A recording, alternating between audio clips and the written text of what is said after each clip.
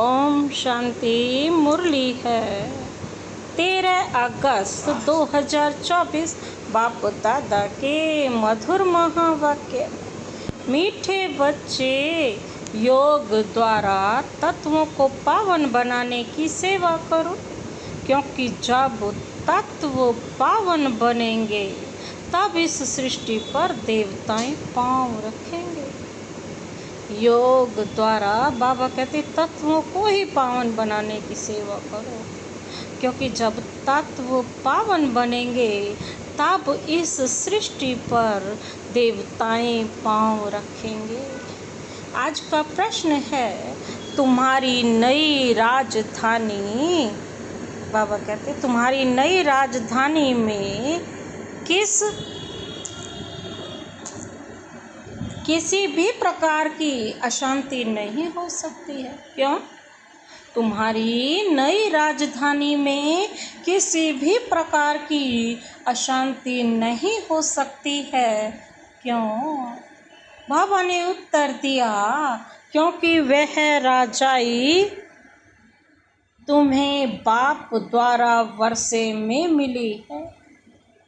दूसरा, वरदाता बाप ने तुम बच्चों को अभी ही वरदान अर्थात वर्षा दे दिया है, जिस कारण वहाँ अशांति हो नहीं सकती।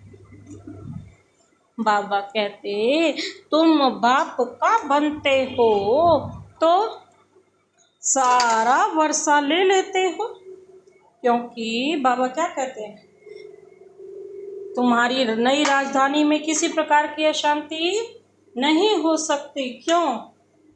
क्योंकि बाबा ने उत्तर दिया, क्योंकि वह राजाई तुम्हें बाप द्वारा वर्षे में मिली हुई है। वरदाता बाप ने तुम बच्चों को अभी ही वरदान अर्थात वर्षा दे दिया है, जिस कारण वहाँ अशांति हो नहीं सकती। तुम बाप का बनते हो तो सारा वर्षा ले लेते हो। ओम शांति। बच्चे तो जानते हैं, जिसके हम बच्चे हैं उनको सच्चा साहेब भी कहते हैं। इसलिए आजकल तुम बच्चों को साहेबजादे भी कहते हैं। सच के ऊपर भी एक पौड़ी है, सच के ऊपर भी एक पौड़ी है, एक और सीढ़ी है। सच खाना, सच पहनना। भल यह मनुष्यों की बनाई हुई है, परंतु यह बाप को बैठ समझा। बच्चे जानते हैं, ऊंचे ते ऊंचा बाप ही है, जिसकी बहुत महिमा है, जिसको रचयिता भी कहते हैं। पहले पहले है बच्चों की रचना। बाप के बच्चे हैं ना, सब आत्माएं बाप के साथ रहती हैं। उनको कहा जाता है बाप का घर, स्वीट होम। यह कोई होम नहीं, बच्चों को मालूम है, वह हमारा स्वीटेस्ट बाप है। स्वीट होम है शांति धाम, फिर सत्य युग भी स्वीट होम है, क्योंकि वहाँ हर घर में शांति रहती है। यहाँ घर में लौकिक माँ बाप के पास भी अशांति है तो दुनिया में भी अशांति है। वहाँ तो घर में भी शांति तो सारी दुनिया में भी शांति रहती है। सतयुग को नई दुनिया कहेंगे। यह पुरानी कितनी बड़ी दुनिया है। सतयुग में सुख शांति है, कोई हंगामे की बात नहीं, क्योंकि बेहद के बाप से शांति का वर्षा मिला हुआ है। गुरु गोसाई आशीर्वाद देते हैं। क्या आशीर्वाद देती है? पुत्रवान भव, आयुष्मान भव, यह कोई नई आशीर्वाद नहीं देते।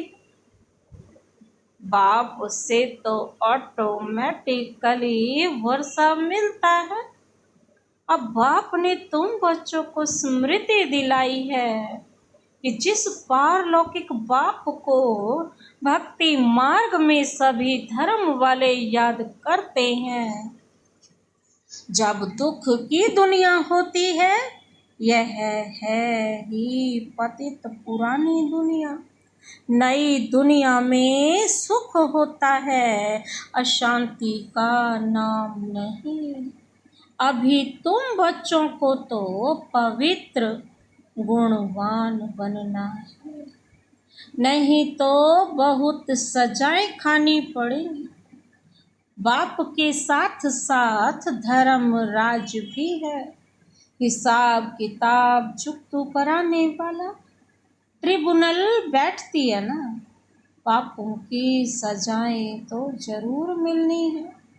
जो अच्छी रीति मेहनत करते हैं वह थोड़ी सजाएं खाएंगे। पाप की सजा मिलती है। जिसको कर्म भोग कहा जाता है, यह तो रावण का पराया राज्य है।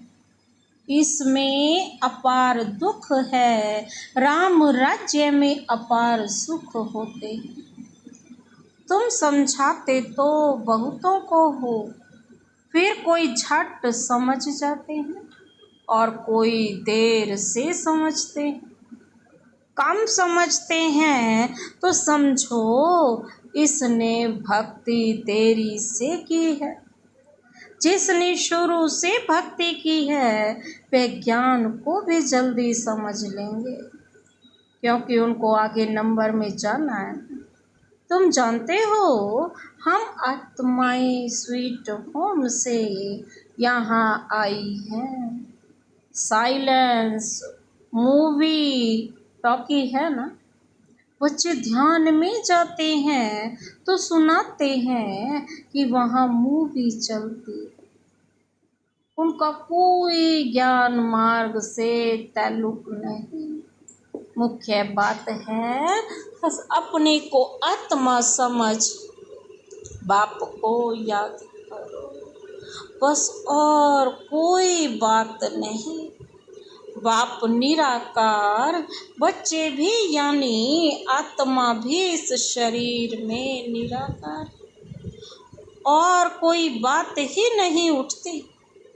आत्मा का लव तो एक परम पिता परमात्मा के साथ ही है।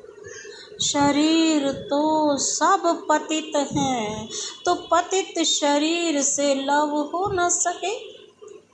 आत्मा भल पावन बन जाती है, परंतु शरीर तो पतित है।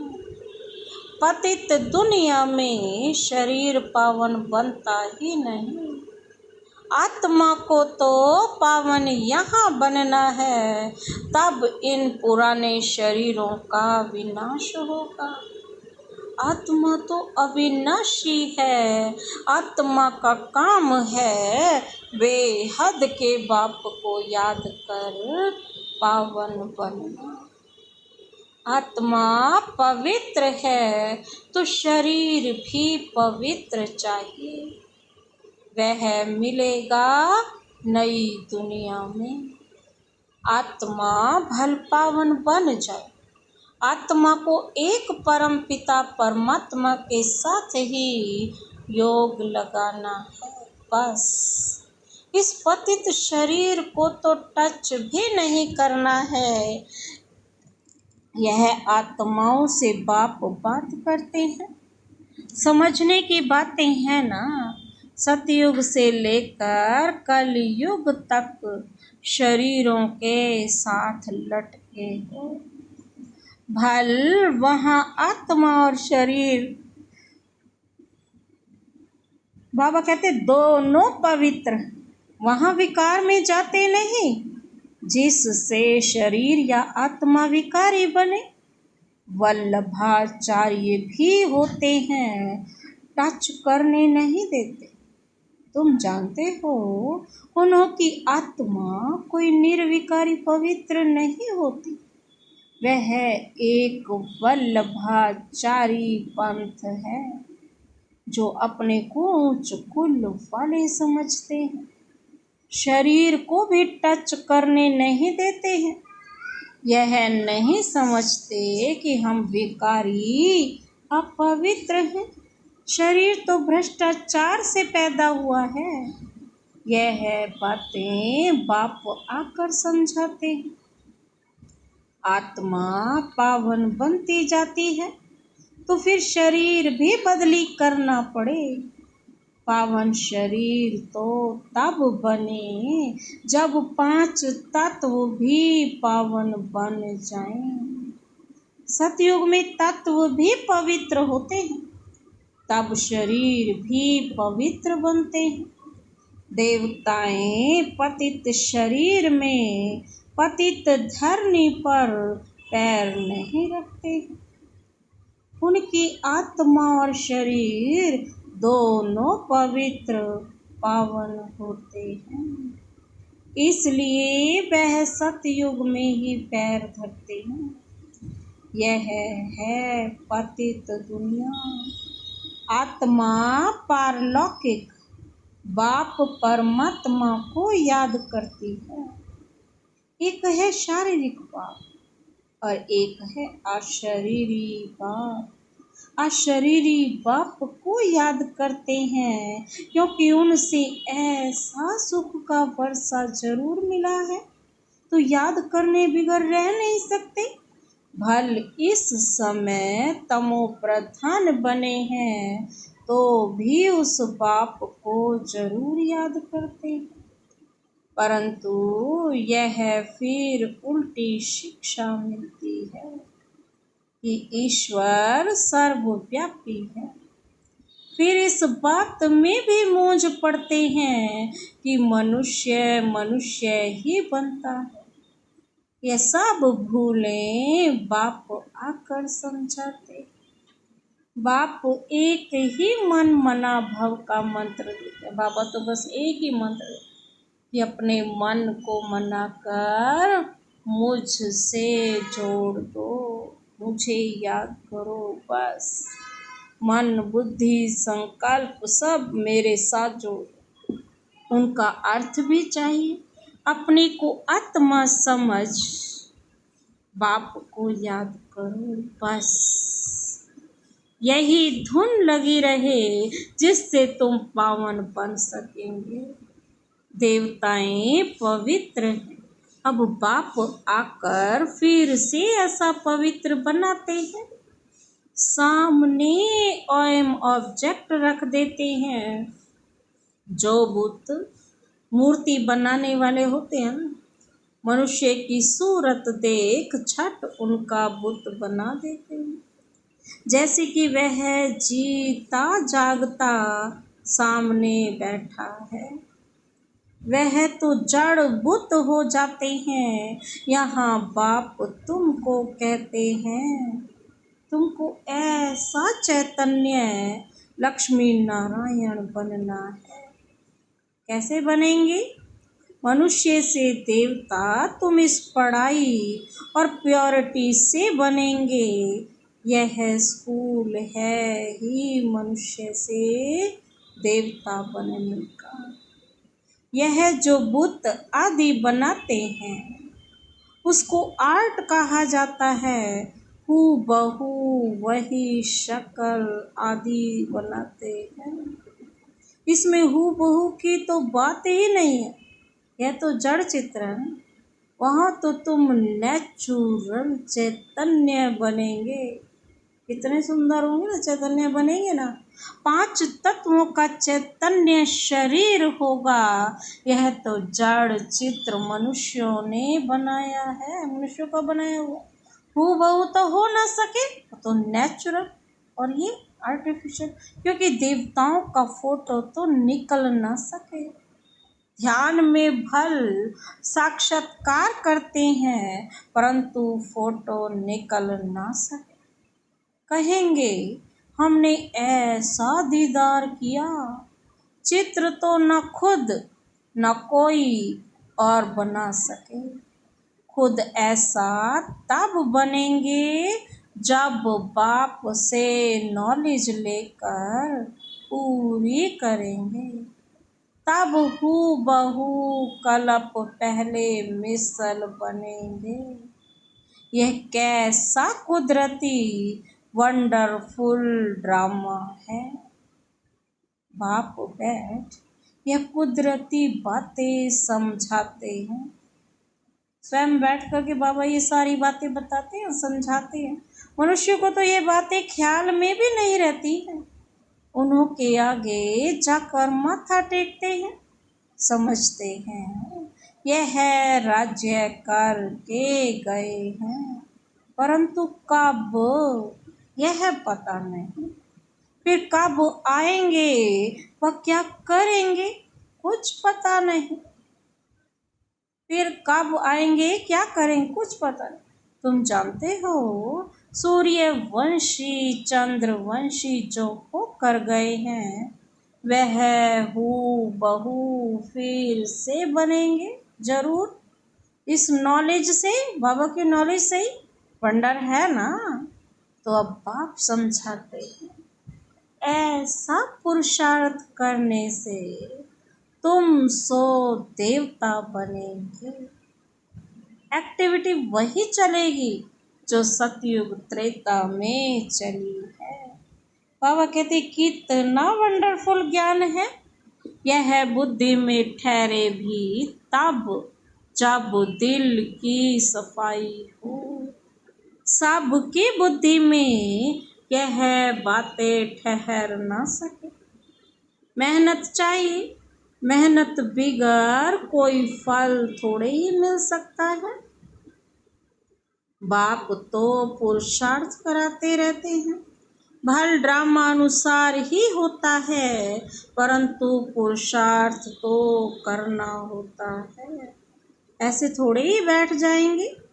ड्रामा में होगा तो इससे पुरुषार्थ चलेगा। ऐसे भी जंगली ख्यालात वाले बहुत होते हैं। हमारी तकदीर में होगा तो बाबा कहते हैं पुरुषार्थ जरूर चलेगा। अरे पुरुषार्थ तो तुमको करना है। पुरुषार्थ पर ही तो क्या होती है, प्रारब्ध होती है ना। सतयुग में मिलेगी जो। मनुष्य पूछते हैं पुरुषार्थ बड़ा या प्रारब्ध बड़ी। अब बड़ी तो प्रारब्ध होती है ना, परंतु पुरुषार्थ को बड़ा रखा जाता है जिससे प्रारब्ध बनती है। हर एक मनुष्य मात्र को पुरुषार्थ से ही सब कुछ मिलता है। बाबा कहते हैं हर एक मनुष्य को पुरुषार्थ से ही सब कुछ मिलता है। कोई ऐसे भी पत्थर बुद्धि हो पड़ते जो उल्टा उठा लेते हैं।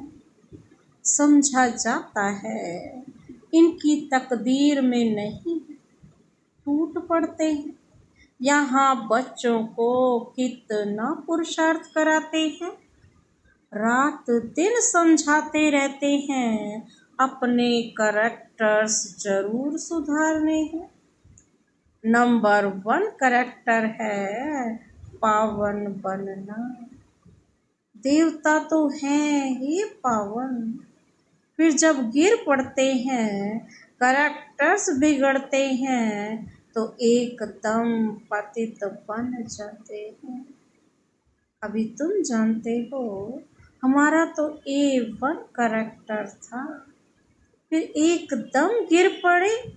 सारा मदार है पवित्रता पर। इसमें ही बहुत डिफिकल्टी होती है। मनुष्य की आंखें बहुत धोखा देती हैं, क्योंकि रावण का राज्य है, वहाँ तो आंखें धोखा देती ही नहीं। ज्ञान का तीसरा नेत्र मिल जाता है, इसलिए रिलीजन इज माइट कहा जाता है। शक्तिमान बाप ही आकर के यह देवी देवता धर्म स्थापन करते हैं। भल करती तो सब आत्मा है, परंतु मनुष्य के रूप में ही करेगी ना। अगर शरीर नहीं है तो कैसे अपनी एक्टिविटी दिखाएगी। बाबा कहती है करती तो कौन है, आत्मा है ना। तो बाबा क्या कहते, उनको भी नॉलेज, हल करती तो सब आत्मा है, परंतु मनुष्य के रूप में करेगी। वह बाप है ज्ञान का सागर। देवताओं से इनकी महिमा बिल्कुल अलग है। बाप तो बाप ही है ना, तो ऐसे बाप को क्यों नहीं याद करेंगे। उनको ही नॉलेजफुल बीज रूप कहा जाता है, पूरे झाड़ का बीज रूप। उनको सत चित आनंद क्यों कहा जाता है। बाबा पूछ रहे क्यों कहा जाता है उन्हें सत चित आनंद, क्योंकि वही झाड़ का बीज है। उनको भी झाड़ का मालूम तो है ना, परंतु वह है जड़ बीज। उनमें आत्मा जैसे जड़ है, मनुष्य में है चैतन्य आत्मा। शरीर है ना, जब जीव को धारण कर लेती आत्मा तो क्या बन जाती है, चैतन्य। चैतन्य आत्मा को ज्ञान का सागर भी कहा जाता है। झाड़ छोटे से बड़े होते तो जरूर आत्मा है, परंतु बोल नहीं सकते। परमात्मा की महिमा कितनी है, ज्ञान का सागर, प्रेम का सागर, आनंद का सागर, शांति का सागर, बहुत सारा सागर ही सागर है। यह महिमा आत्मा की नहीं है, परम आत्मा माना परमात्मा की गाई जाती है। फिर उनको ईश्वर आदि कहते हैं। असुल नाम है परम पिता परमात्मा। परम अर्थात सुप्रीम। महिमा भी बड़ी भारी करते हैं। अभी दिन प्रतिदिन महिमा भी कम होती है, क्योंकि पहले बुद्धि सत्तो थी, फिर रजो, अब क्या बन गई है, तमो प्रधान बन जाती। ये सब बातें आकर बाप समझाते हैं। मैं हर 5000 वर्ष बाद आकर पुरानी दुनिया को नई दुनिया बनाता हूँ। गायन भी है ना, सतयुग आदि है भी सत, होशी भी सत। अब कहते सतयुग क्या है, आदि में भी आदि है ही सत, होशी भी सत। कोई पौड़ी अच्छी बनाई हुई है, क्योंकि वह तो फिर भी इतने पतित नहीं है, पीछे आने वाले इतने पतित नहीं होते। भारतवासी ही बहुत सतो प्रधान थे, वही फिर बहुत जन्मों के अंत में तमो प्रधान बने। और धर्म स्थापकों के लिए ऐसे नहीं कहेंगे, वह ना तो इतना सतो प्रधान बनते, ना इतना तमो प्रधान बनना है। ना बहुत सुख देखा है, ना बहुत दुख देखेंगे। सबसे जास्ती तमो प्रधान बुद्धि किसकी बनी है, जो पहले पहले देवता थे, वही सब धर्मों से जास्ती गिरे। भल भारत की महिमा करते हैं, क्योंकि बहुत पुराना है।